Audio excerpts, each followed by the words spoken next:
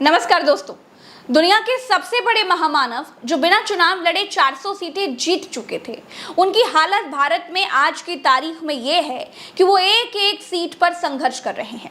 400 सीटें छोड़ दीजिए, 272 का जुगाड़ करने में लाले लग रहे हैं। भारत के पत्रकार पूरे एनडीए गठबंधन को 250 के पार जाता हुआ नहीं देख रहे हैं। आज हम प्रज्ञा के पन्ना में पत्रकारों के आकलन पर विश्लेषण करेंगे।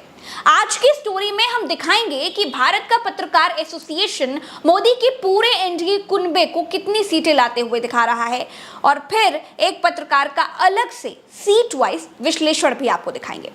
बिल्कुल देर न करते हुए सबसे पहले बात इसी आंकड़े की कर लेते हैं जो all India journalist and writers association ने दिया है। यहाँ पर ध्यान रखिए कि जिन राज्यों के क्षेत्रीय दल इंडिया के साथ शामिल नहीं हैं, उनका आंकड़ा नहीं दिखाया गया है। सिर्फ इंडिया और एनडीए कितनी सीटें जीत रहे हैं उसे दिखाया गया है। आंध्र प्रदेश में भारतीय जनता पार्टी की पिछली बार 3 सीटें थी, इस बार 6 सीटें आती हुई दिखाई दे रही हैं। इंडिया की एक भी सीट आंध्र में नहीं थी, यहाँ 1 सीट बढ़ती हुई दिख रही है। अरुणाचल प्रदेश में एनडीए की 2 सीटें थी, यहाँ 1 सीट इंडिया छीनते हुए दिखाई दे रही है। यानी अरुणाचल प्रदेश में बीजेपी को 1 सीट का लॉस होता हुआ दिखाई दे रहा है। असम में पिछली बार एनडीए ने 9 सीटें जीती थी और इस बार 1 सीट का चूना लग गया है। 1 सीट इंडिया गठबंधन ने छीन ली है। इंडिया की इसमें पिछली बार 3 सीटें थी, इस बार 4 हो रही हैं। बिहार में अगर हम देखेंगे तो बिहार में एनडीए चारों खाने चित होता हुआ दिखाई दे रहा है। बिहार में पिछली बार एनडीए ने 40 में से 39 सीटें जीती थी, लेकिन इस बार एनडीए 19 सीटों पर सिमट रहा है और इंडिया 20 सीटें बिहार में जीतता हुआ साफ दिखाई दे रहा है। बिहार के बाद अगर छत्तीसगढ़ की बात करें तो यहाँ पर पिछली बार एनडीए की 9 सीटें मिली थी, इस बार एनडीए 1 सीट का नुकसान यहाँ भी झेल रहा है। छत्तीसगढ़ में इंडिया की 2019 में 2 ही सीटें थी, इस बार 1 सीट और बढ़ेगी। अगर हम गोवा में देखें तो गोवा में 1 एनडीए के पास थी, 1 इंडिया के पास थी, इस बार भी वही रिजल्ट आता हुआ दिखाई दे रहा है। गुजरात में पिछली बार बीजेपी ने 26 की 26 सीटें जीत ली थी, लेकिन इस बार 1 सीट भाजपा हार रही है। इंडिया गुजरात में भी 1 सीट बीजेपी से छीन रही है। गुजरात के बाद अगर हरियाणा की हम बात करें, अगर हरियाणा को देखें तो वहां पर पाएंगे कि पिछली बार एनडीए ने 10 सीटें जीती थी, इस बार सिर्फ 6 पर सिमटती हुई दिखाई दे रही है। 3 सीटें सीधे हरियाणा में इंडिया छीनता हुआ दिखाई दे रहा है। हिमाचल प्रदेश अगर हम चलें तो 3 सीटें एनडीए जीता था, इस बार 1 पर ही सिमट रहा है। 1 सीट एनडीए की हिमाचल में भी कम हो रही है। इंडिया की हिमाचल में 2 सीटें आती हुई दिखाई दे रही हैं। चलिए झारखंड चलते हैं। झारखंड में एनडीए 12 सीटें जीता था, लेकिन इस बार 7 पर सिमटता हुआ दिखाई दे रहा है। 5 सीटों का डेंट यहाँ भी लग रहा है। इंडिया 7 सीटें जीतता हुआ दिखाई दे रहा है। कर्नाटक में एनडीए पिछली दफा 26 सीटें जीता था, इस बार 17 सीटें हार रहा है। यानी एनडीए कर्नाटका में 9 सीटों पर सिमटता हुआ दिखाई दे रहा है। इंडिया 19 सीटें जीतता हुआ दिखाई दे रहा है। पिछली बार इंडिया की केवल 1 सीट थी, यानी 1 से सीधा 19। अगर केरला में देखें तो केरला में तो एनडीए पिछली बार भी बिल्कुल साफ था, इस बार भी केरला में बीजेपी 0 पर ही सिमटती हुई दिख रही है। 20 की 20 सीटों पर इंडिया गठबंधन का कब्जा दिखाई दे रहा है। मध्य प्रदेश में बीजेपी को 4 सीटों का डेंट लग रहा है। इंडिया 5 सीटें लाता हुआ दिख रहा है। महाराष्ट्र में एनडीए का बहुत बड़ा नुकसान दिखाई दे रहा है। महाराष्ट्र में पिछली दफा एनडीए को 38 सीटें मिली थी, इस बार 24 पर सिमट रहे हैं। इंडिया 20 सीटें लाता हुआ दिखाई दे रहा है, यानी महाराष्ट्र में एनडीए 14 सीटें हारता हुआ दिखाई दे रहा है। मणिपुर को जब आप देखेंगे तो पिछली बार एनडीए की 2 सीटें थी मणिपुर में, इस बार दोनों सीटें एनडीए हार रहा है। मेघालय में मुकाबला बिल्कुल बराबर का दिखाई दे रहा है। मिजोरम में 1 सीट इंडिया के पास जाती हुई दिख रही है। नागालैंड की सीट एनडीए के पास ही है।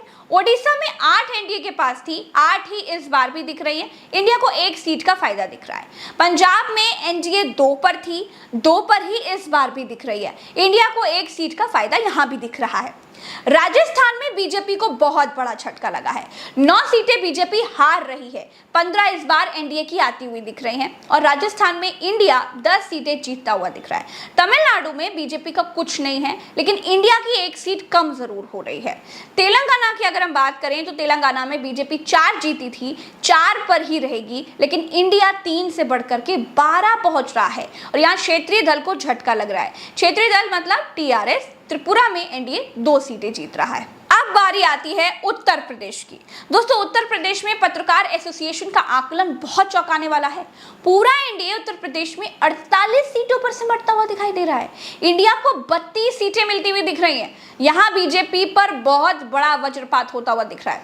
उत्तराखंड में बीजेपी 1 सीट हार रही है, यानी 5 में से 4 आ रही है। 1 सीट का फायदा इंडिया गठबंधन को मिलता हुआ दिखाई दे रहा है।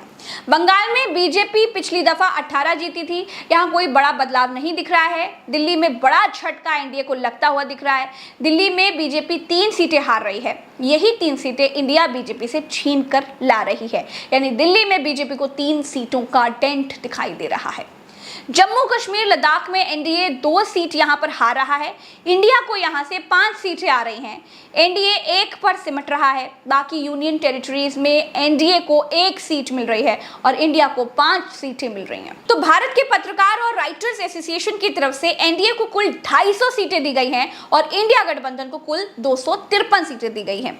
जो बची हुई हैं वो या तो निर्दलीय के खाते में गई हैं या फिर उन दलों के खातों में गई हैं जो ना तो इंडिया के साथ है ना तो एनडीए का हिस्सा है। एनडीए 349 से सिमटकर 250 पर आता हुआ दिख रहा है। इस आकलन में एनडीए को 99 सीटों का नुकसान सीधे तौर पर दिखाई दे रहा है। दूसरी तरफ इंडिया 131 सीटों में से 253 सीटों पर पहुंचता हुआ दिखाई दे रहा है।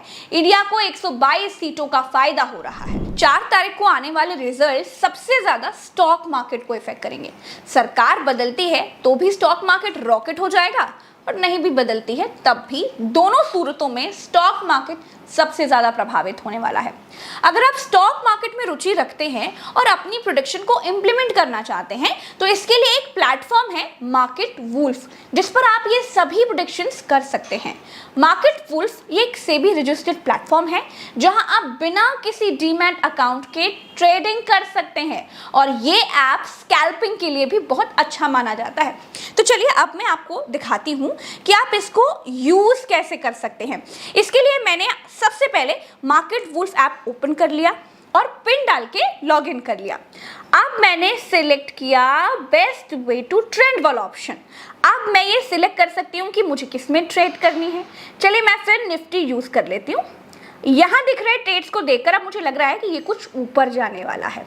अब यहाँ पर मैं एक अमाउंट चूज कर लेती हूँ और अप के ऑप्शन को सिलेक्ट कर लेती हूँ और लास्ट में अब मुझे चूज करना है फास्ट या फास्टर। यहाँ पर 2 ऑप्शन है, फास्ट का और दूसरा फास्टर का। अब मैं अपने रिस्क को कम करने के लिए फास्ट वाले ऑप्शन को सिलेक्ट कर लेती हूँ। और सबसे जरूरी बात क्या है जानते हैं? सबसे बढ़िया बात यह है कि आप यहाँ पर केवल 999 रुपए से ही डील स्टार्ट कर सकते हैं। साथ ही साथ ये प्लेटफॉर्म की कोई मेंटेनेंस फीस भी चार्ज नहीं करता है। आप सिर्फ 99 रुपए में लाइफ टाइम ट्रेडिंग प्लेटफॉर्म पा सकते हैं जहां पर आप जिंदगी भर ट्रेड कर सकते हैं। इसके साथ ही इसका एक बहुत अलग सा फीचर है जो कि है स्टॉप लॉस का, जो आपके ट्रेड पर स्टॉप लगा देता है। मतलब अगर आप लॉस की एक लिमिट तक रीच कर जाते हैं।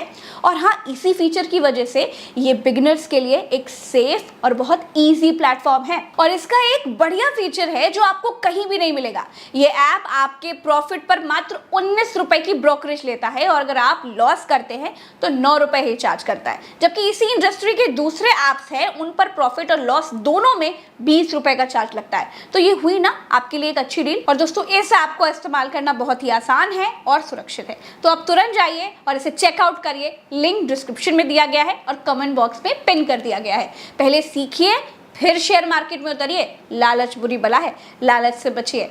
दुनिया में कहीं भी किसी भी ट्रेड में जोखिम तो होते ही हैं, तो समझ के साथ ट्रेडिंग करिएगा। आपको क्या लग रहा है कि टोटल आप योगेंद्र सर कितनी दे रहे हैं सीटें? मैंने एक हफ्ता पहले तीसरे राउंड के बाद एक वीडियो रिलीज किया था जिसमें मैंने कहा था कि बीजेपी तो मेजॉरिटी से नीचे है ही है, एनडीए भी शायद मेजॉरिटी से नीचे आ गई है। ये मैंने आंकड़े भी दिए थे और मैंने शायद 235 के करीब कहा था कि बीजेपी को आ जाएगी। उसके बाद से जो रिपोर्ट आई है, मैंने शायद पिछली बार जिक्र भी किया होगा, तेलंगाना और आंध्र प्रदेश में बीजेपी को कुछ फायदा हुआ है, एनडीए को फायदा हुआ है। तो इसलिए उसको रिवाइज करते हुए मैं अब सोचता हूँ कि बीजेपी शायद 240-50 के बीच में कहीं है। मगर जो बेसिक खबर है, बेसिक जो बॉटम लाइन जिसको कहते हैं, वो वही है कि बीजेपी स्वयं मेजॉरिटी में नहीं दिखाई दे रही है। एनडीए को जोड़ के मेजॉरिटी के उस पार हो सकती है, उससे अभी आप इनकार नहीं कर सकते। आने वाले 2 राउंड को और देखते हैं क्या ग्राउंड रिपोर्ट्स मिलती हैं।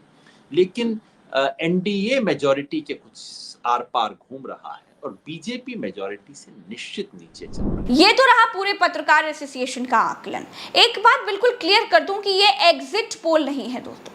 अब मैं आपको दिखाती हूं कि भारत के जाने माने पत्रकार प्रेम कुमार जी का आकलन क्या कहता है। प्रेम कुमार जी देश के तमाम गोदी मीडिया चैनलों पर भी बैठते हैं, अपनी स्वतंत्र पत्रकारिता भी करते हैं और अपना पूरा जीवन उन्होंने पत्रकारिता को ही दे रखा है। तो प्रेम कुमार जी उत्तर प्रदेश में इंडिया को 32 सीटें दे रहे हैं, एनडीए को 48 सीटें दे रहे हैं। आंकड़ा पत्रकार एसोसिएशन के आंकड़े से मेल खाता है। चलिए आगे देखते हैं दोस्तों। महाराष्ट्र में 38 सीटों के साथ प्रेम कुमार जी इंडिया की प्रचंड लहर देख रहे हैं और एनडीए केवल 10 सीटों पर सिमट रहा है। बंगाल में इंडिया 32 सीटें इनको जीतता हुआ दिख रहा है, एनडीए 10 पर सिमट रहा है। बिहार में इंडिया को 25 सीटें मिलती हुई प्रेम कुमार जी को दिख रही हैं और 15 सीटों पर एनडीए सिमट रहा है। तमिलनाडु की अगर हम बात करें तो तमिलनाडु में एनडीए का खाता भी नहीं खुल रहा है। मध्य प्रदेश में 5 इंडिया और 24 पर एनडीए की जीत दिख रही है। कर्नाटका में प्रेम कुमार जी एनडीए को चारों खाने चित दिखा रहे हैं। यहाँ 22 सीटें इंडिया के पास जाती हुई दिख रही हैं और 6 एनडीए के पास जाती हुई दिख रही हैं। तो दोस्तों प्रेम कुमार जी का आकलन और भी ज्यादा रोमांचक होता जा रहा है। इंडिया की लहर चल रही है। गुजरात में इंडिया को 3 सीटें जीतता हुआ देख रहे हैं और बीजेपी 23 सीटें जीत रही है। राजस्थान में इंडिया को 12 सीटें जीतते हुए देख रहे हैं और एनडीए 13 सीटें जीत रही है। राजस्थान में भी बीजेपी की हालत बहुत ज्यादा पतली हो गई है। आंध्र प्रदेश में प्रेम कुमार जी 2 सीटें केवल इंडिया को दे रहे हैं और 8 एनडीए को दे रहे हैं। ओडिशा में एनडीए को 7 सीटों पर जीतता हुआ दिख रहे हैं और इंडिया को 2 सीटों पर जीतता हुआ दिख रहे हैं। तेलंगाना में इंडिया को 12 और एनडीए को 4 सीटों पर सिमटता हुआ दिख रहे हैं। केरल में एनडीए 0 पर बिल्कुल सिमट गया है। झारखंड में 14 में से एनडीए और इंडिया दोनों को 7-7 यानी बराबर की सीटें मिलते हुए दिख रही हैं। पंजाब की अगर हम बात करें तो 13 में से 11 पर इंडिया जीतता हुआ दिख रहा है और प्रेम कुमार जी एनडीए को 0 पर सिमटता हुआ देख रहे हैं। छत्तीसगढ़ में 5 सीटों पर इंडिया जीतता हुआ दिख रहा है और 6 सीटें एनडीए जीत रहा है। हरियाणा में भी बीजेपी को बहुत बड़ा झटका लगा है। 10 में से 1 सीट पर सिमट गई है। इंडिया को 9 सीटें मिलती हुई दिख रही हैं। उत्तराखंड में प्रेम कुमार जी को इंडिया 2 सीटें जीतता हुआ दिख रहा है, 3 पर एनडीए जीतता हुआ दिख रहा है। हिमाचल प्रदेश में इंडिया और एनडीए 2-2 पर बराबरी पर आता हुआ दिख रहा है। इसी तरह से प्रेम कुमार जी ने अपने आकलन में केंद्र शासित प्रदेशों के बारे में भी बताया है। कुल मिलाकर फाइनल रिजल्ट ये है कि प्रेम कुमार जी के आकलन में इंडिया 360 सीटें ला रहा है और एनडीए 204 सीटों पर सिमटता हुआ दिखाई दे रहा है। 307 इंडिया, 204 एनडीए।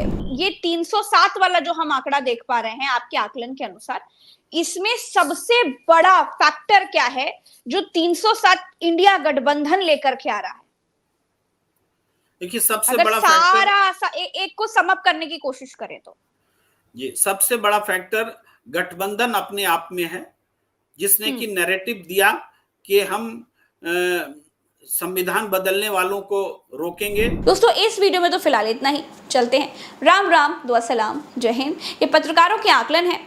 आखिरी डेटा चुनाव आयोग को ही देना है। भारत में जनता चुनाव लड़ रही है। जनता नरेंद्र मोदी से बहुत निराश दिखाई दे रही है। तो अब तुरंत जाइए और मार्केट वुल्फ ऐप को चेकआउट करिए। लिंक डिस्क्रिप्शन में दिया गया है और कमेंट बॉक्स में पिन कर दिया गया है। चैनल को सब्सक्राइब जरूर कीजिएगा। नमस्कार।